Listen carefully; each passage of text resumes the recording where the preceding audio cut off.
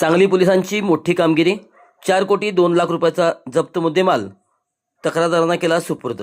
सांगली जिल्हा पोलिसांच्या वतीने जिल्ह्यातील विविध गुन्ह्यामध्ये जप्त केलेला मुद्देमाल तसेच ऑनलाईन फसवणुकीतील रक्कम मूळ फिर्यादी आणि साक्षीदारांना परत करण्याचा महत्त्वपूर्ण कार्यक्रम पार पडला.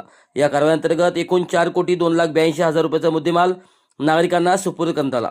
कोल्हापूर परिक्षेत्राचे विशेष पोलीस महानिरीक्षक श्री रंजनकुमार शर्मा यांच्या हस्ते आणि सांगली जिल्ह्याचे पोलीस अधीक्षक श्री तुषार जोशी, अप्पर पोलीस अधीक्षक श्रीमती कल्पना बारोकर यांच्या प्रमुख मार्गदर्शनाखाली ही कारवाई करण्यात आली. जिल्ह्यातील 16 पोलीस ठाण्यामधील 50 संबंधित गुन्ह्यातील कायदेशीर प्रक्रिया गतिमान करून हा जप्त केलेला मौल्यवान मुद्देमाल आणि फसवणुकीची रक्कम मूळ मालकांना परत करण्यात आली.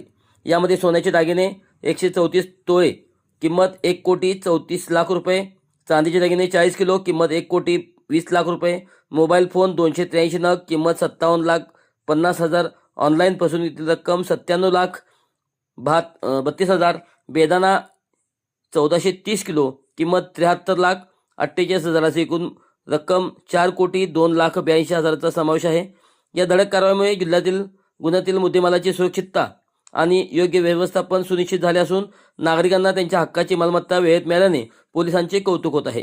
कायदेशीर प्रक्रियेचा पाठपुरावा करून नागरिकांना त्यांचा मुद्देमाल लवकरात लवकर परत मिळवून देण्यासाठी पोलीस प्रशासन कटिबद्ध असल्याचे यावेळी पोलीस अधिकाऱ्यांनी स्पष्ट केले.